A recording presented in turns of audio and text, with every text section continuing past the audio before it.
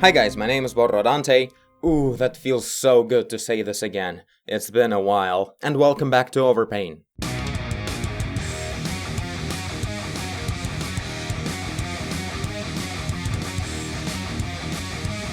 And today's patient is Felix. I remember Felix. Hey Boro, I know that I've already sent you this picture once for Overpaint. You said it's really cool, but you haven't done anything with it.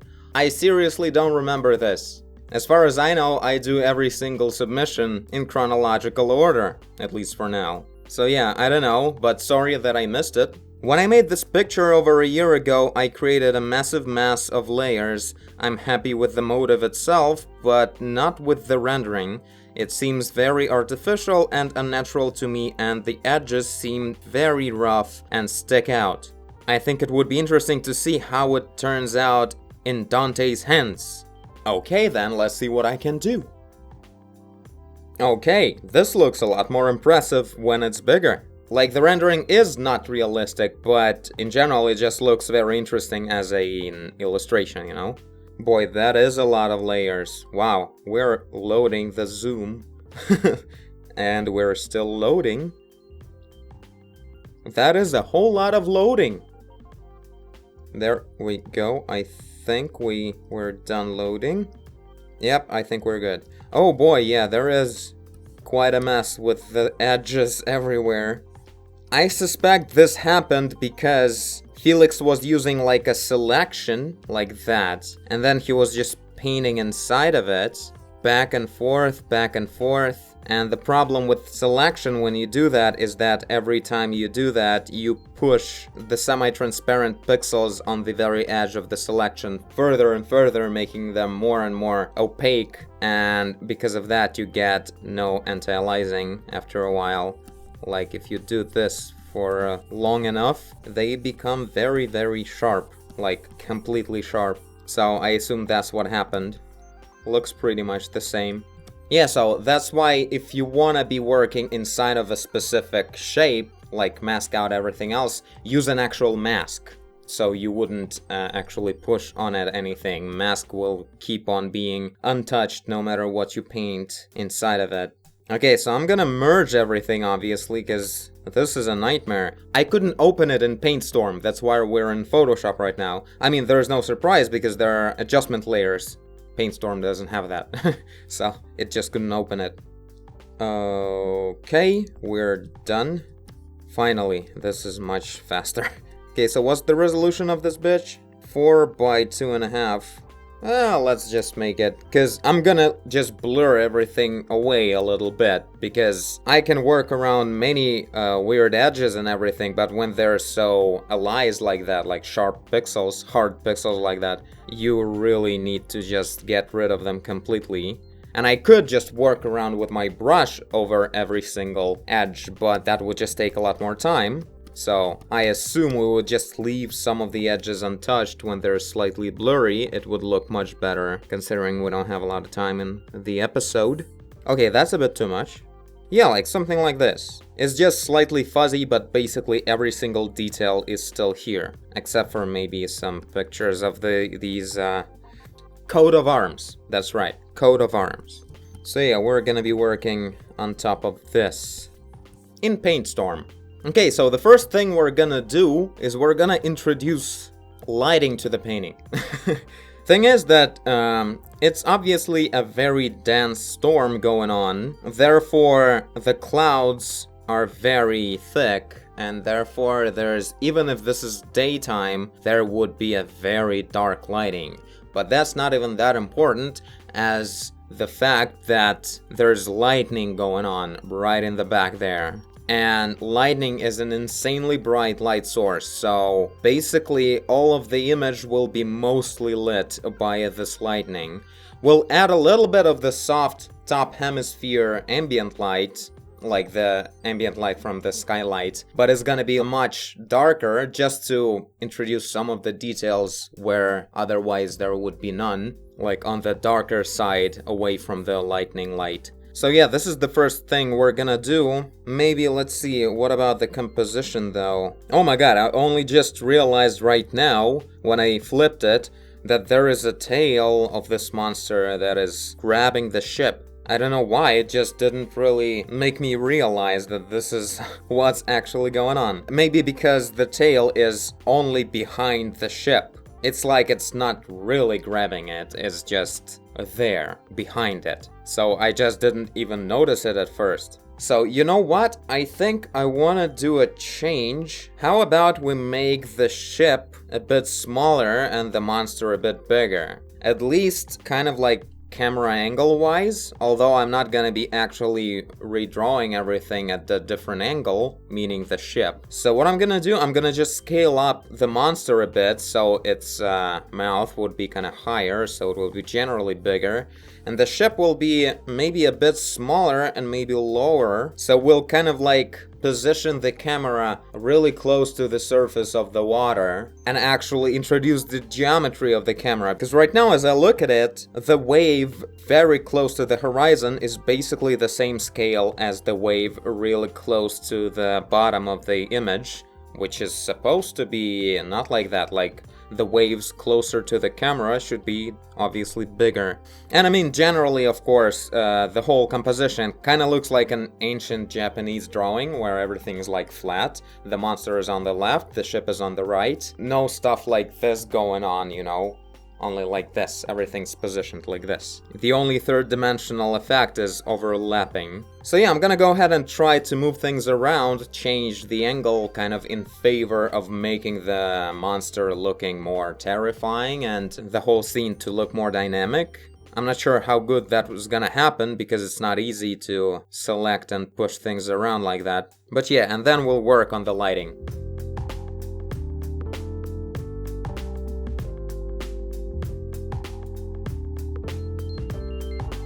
Okay, so I think this is the change in the composition that I wanted to do. I made the ship a bit smaller, the monster a bit bigger, made the composition a bit narrower, like it was more wide before. So I pushed everything together. Right now we kind of can see how the monster is going like this.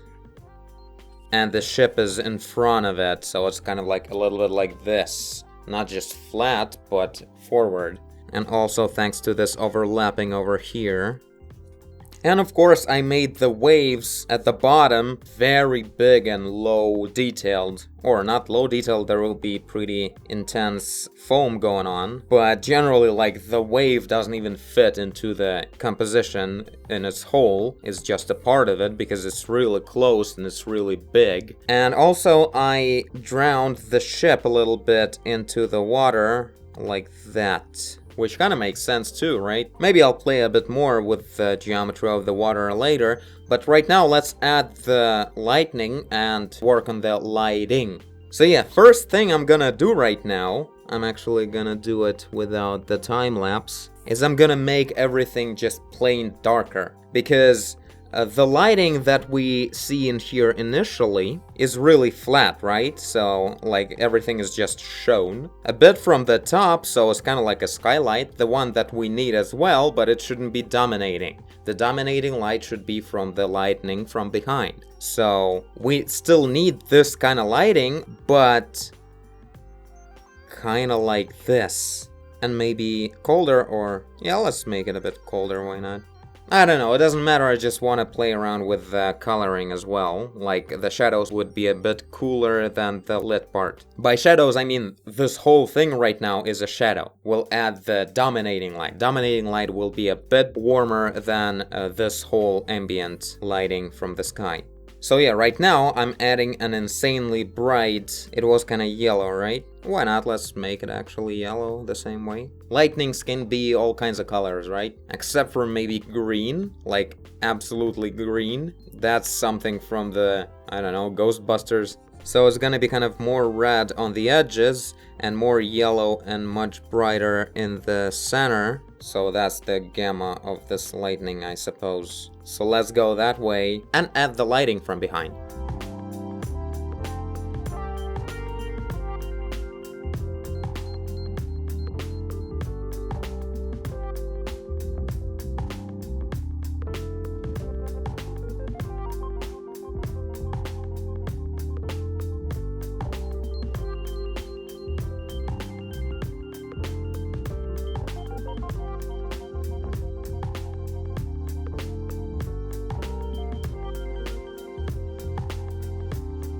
Okay, so I'm nearly done. Still trying to figure out how to shade the sail the best way, because it's kind of hard. It should be bright where it's facing the lightning, but at the same time it should be bright when it's completely facing away, because it's translucent, it's gonna be lit by the same lightning from the back. And in the very middle, it's gonna be less bright. So I'm kind of trying to figure out, plus trying to understand where the shadows from the tail will be going on, so quite a lot of things to think through. I don't know, it's more or less working out, I think, but not perfect, I suppose. But yeah, I don't know, I solved most of the details with the light and it kind of works out. I especially love the areas with these parts of the Leviathan that are facing downwards, which means they basically don't catch any of the skylight and not having any of the lightning light on them as well. And behind them there's a lit up fog and just a whole bunch of millions of drops of the sea from the whole mess. So it's creating this fog in the back, so we're working with the silhouette of the object. This is like two types of rendering of the lighting. In one case you kind of like paint the lit area and the shadow area, and the object is overall volumetric. But when we come here, there's nothing we can see except for the silhouette of the object, which has a high contrast and kind of makes a dramatic effect. To make it clear, it doesn't mean we work with the silhouettes, the thing that I'm always against of. We don't. Like, there's no actual silhouette in here, I'm just working with the spots. What I mean by showing the silhouette in the rendering of the lighting is that we just work on the shape of what we have without actually thinking through the lighting of this object itself. Somewhat of a flat shapes. So yeah, I think I'm gonna call this done. I think I did what I wanted to do, is I worked through the rendering and just made the picture read a bit more expressive and impressive, so it actually sends the message. Also, I added a whole bunch of skin translucency for the monster. Like in here, this more saturated color, I placed it everywhere where the body is kind of slim, so it will let the light through itself. Which doesn't make much sense for it to be just bright green, because this monster obviously has red blood inside of its body, so the translucency is supposed to be red. But since the skin is blue and green, translucency would kind of not work really, because the green skin will be kind of filtering out the redness of the translucency of the blood. So I just decided to neglect this whole detail and go ahead and make the green translucency. I have just realized that I have pressed the recording button on the main camera twice, so I just recorded 1 second of the footage of my face, and you haven't seen my face at all today. So hi. I'm gonna have to leave it this way, I guess. Great! Well, that's starting to work after a big break for you. Let me start the footage right now. Okay, hi. Now, this is gonna be an awesome episode. Thank God the screen is recording. That would be awesome. So yeah, translucency, we got that covered. What else? I added a whole bunch of lit up fog around the lightning, so it would look a lot more appropriate, because it was kind of weird that everything is really dark around it, even though there's so much water particles in the air, so it's supposed to have this foggy effect around such a bright light source. So that worked great. So yeah, going back to the translucency, let me just show you a little trick, I guess. So if this is the color of the skin, right? And it's lit by a really bright light from this side like this, then we need to create a condition where the skin will have a very strong contrast of lighting from extremely bright to pretty, like, conveniently dark. Only in that scenario we have the opportunity to introduce a good translucency color to that. So what we do is we grab this color of the dark skin where we will add the lit up part of the translucency. We make it brighter, but not too much. It's important to make it not even close to the brightness of this area. So don't push it so far. A bit brighter, and pretty noticeably more saturated, or more red if it's Let's actually give it a try. Can I actually make the red translucency of this kind of blue-green-ish skin and actually make it look like actual decent translucency. So a bit brighter and red. I think it makes sense to make it a bit purple, because kind of like bluish color and red mix into purple, violet-ish or something. Okay, brighter, because if you make the color brighter but also a lot more saturated, there's a good chance it's gonna look actually darker. So if you make the color more saturated, you also have to compensate for that and make it even brighter. So we do that to make sure. Okay, let's give it a go.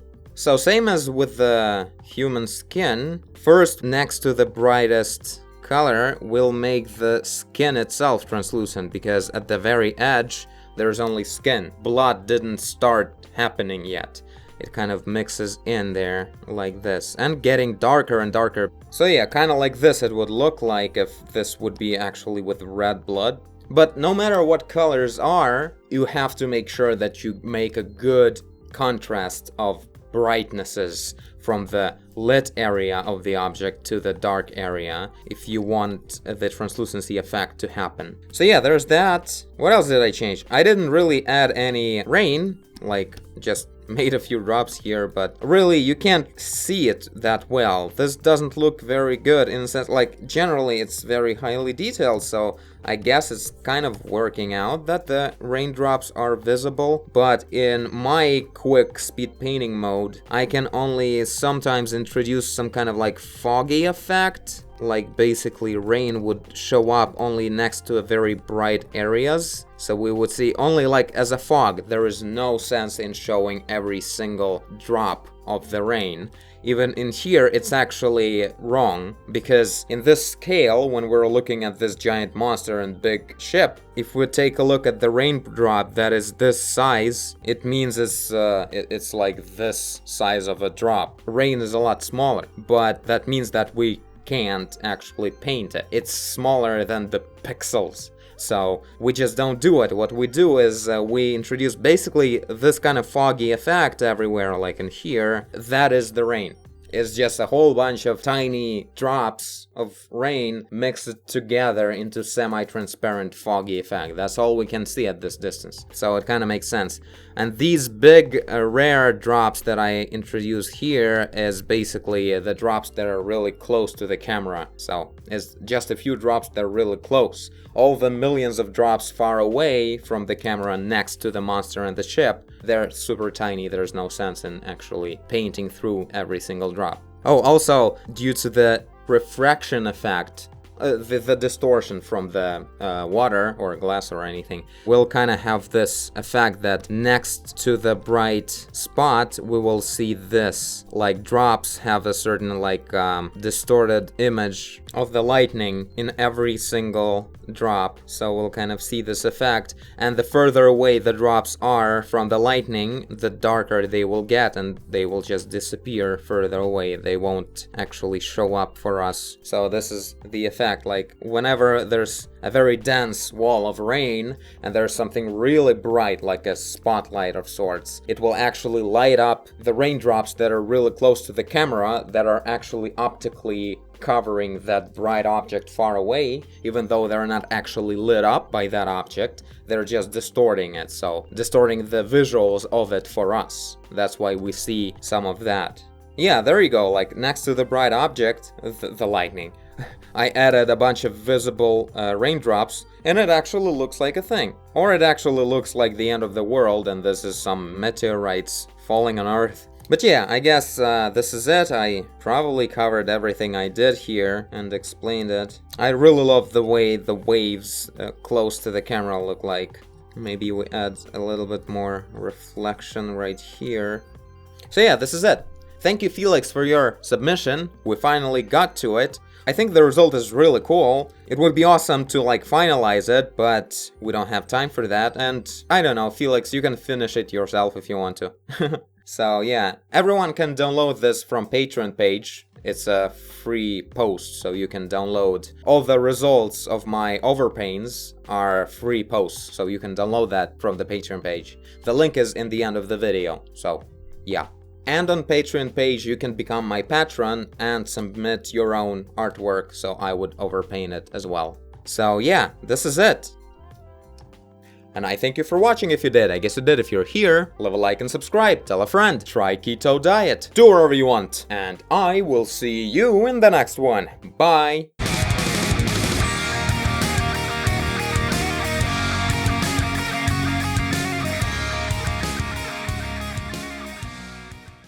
Oh boy, this is gonna be a weird episode. That's Linkin Park. I was listening to Linkin Park.